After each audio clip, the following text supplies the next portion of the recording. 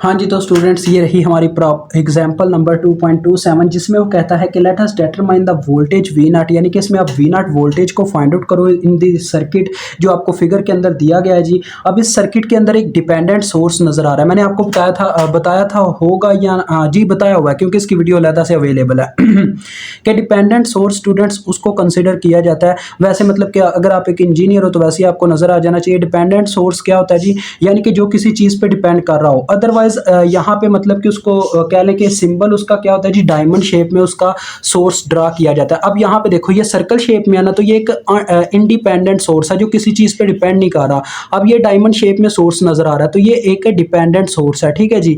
तो लिहाजा ये किस चीज़ पे डिपेंड कर रही है उसकी इक्वेशन में भी नज़र आ रहा होता है। देखो ये वी ए वोल्टेज है, यानी कि ये एक वी ए वोल्टेज सोर्स है जिसके वोल्टेज किस चीज़ पे डिपेंड कर रहे हैं, I1 करंट पे। देखो अब ये किस पे डिपेंड करता है, यानी मैं अगर पीछे से 12 वोल्ट की बैटरी की जगह 18 वोल्ट की बैटरी लगाता हूं तो ज्यादा करंट फ्लो करेगा, तो इसका मतलब ज्यादा वोल्टेज प्रोड्यूस होंगे, यानी कि मेनली ये किस पे डिपेंड कर रहे हैं, I1 की वैल्यू पे।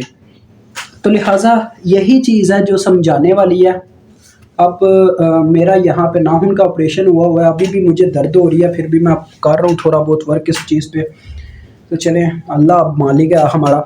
तो देखें हम करना क्या चाहते हैं, V naught voltage find out करना चाहते हैं। अगर मैं V naught voltage find out करना चाहता हूँ तो मुझे ये पता होना चाहिए कि अब वी नॉट वोल्टेज इसमें प्रोड्यूस कब होंगे इस रजिस्टर में, ये उस वक्त प्रोड्यूस होंगे जब इसमें से कोई करंट फ्लो करेगा। यानी कि मुझे यहाँ पे ओहम्स लॉ की मदद से वोल्टेज फाइंड आउट करने होंगे तो मुझे पहले I1 की वैल्यू चाहिए, तो यहाँ पे हमारा KVL ही काम आएगा। तो चलो आओ KVL लगाते हैं।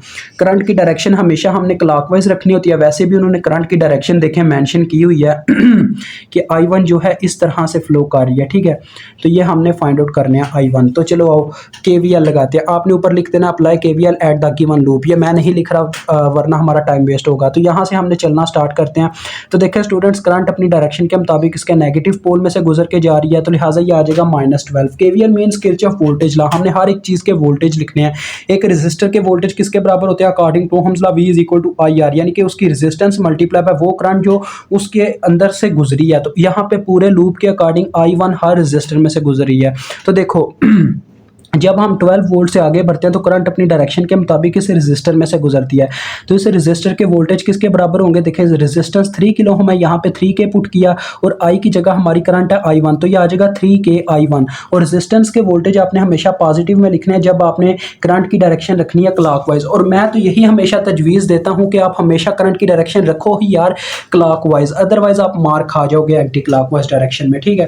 तो देखो आगे जब हम बढ़ते हैं तो करंट इसके नेगेटिव पोल में एंटर करती है इस वोल्टेज सोर्स के, और इसके वोल्टेज किसके बराबर है, 2000 I1 के। तो 2000 का मतलब 2K I1 आप इसको लिख सकते हो। तो लिहाजा आप यहाँ पे डायरेक्ट लिख दो -2K I1, ठीक है। मैंने वैल्यू पुट कर दिया। मैंने वैसे लिखना था -VA की मैंने डायरेक्ट वैल्यू ही पुट कर दिया जो उन्होंने इज इक्वल टू करके दी हुई है। आप 2000 को 1000 से तकसीम करोगे तो ये किलो में कन्वर्ट हो जाएगा। वैसे यार अब जो आपका लेवल है ये इतना मतलब कि मुझे बताने की ज़रूरत नहीं है इस चीज़ के बारे में। आगे ये से रजिस्टर में से करंट गुजरती है तो इसके वोल्टेज किसके बराबर होंगे, 5K I1, जैसे मैंने बताया आगे।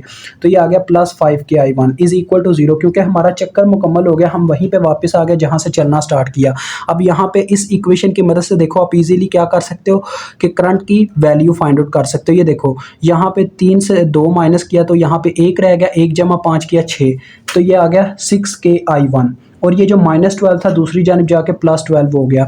और देखें I1 की क्या वैल्यू आ रही है, 12 डिवाइडेड बाय 6K आ जाएगा। और देखो 6 एक बार 6 2 बार 12 और किलो ऊपर जाके मिली बन जाएगा, तो 2 मिली एम्पेयर आपकी वैल्यू आ गई I1 की। अब आप इजीली V0 की वैल्यू कैलकुलेट कर सकते हो। इस पे भी ओहम्स लॉ ही लगेगा IR, लेकिन करंट के साथ वो साइन आएगा, यानी करंट के साथ आप वो साइन लगाओगे पॉजिटिव या नेगेटिव जिस पोल में उसके वो एंटर कर रही होगी। अब देखो पहले तो हम इसकी रेजिस्टेंस लिख देते हैं। ये 5 किलो हम रेजिस्टेंस में से गुजरती है तो वोल्टेज पैदा होते हैं, तो लिहाजा 5K आ गया, ठीक है। रेजिस्टेंस तो ये आ गई। अब करंट की बात करता हूँ।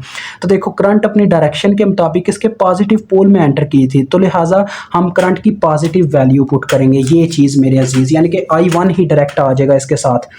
नहीं अगर ये नेगेटिव पोल में मतलब कि इसकी डायरेक्शन इस तरह से होती कि यहाँ पे नेगेटिव होता तो करंट इसके नेगेटिव पोल में एंटर की होती, तो हमने -I1 पुट करना था। समझ रहे हो ना मेरी बात को। तो देखो अब वैल्यू पुट करता हूँ 5K इंटू 2 मिली, तो ये आ जाएंगे 10 वोल्ट, क्योंकि मिली और किलो कैंसिल हो जाएगा और 5 2 बार 10 होता, तो 10 वोल्ट आपका जवाब है। मुझे उम्मीद आपको समझ आ गई होगी।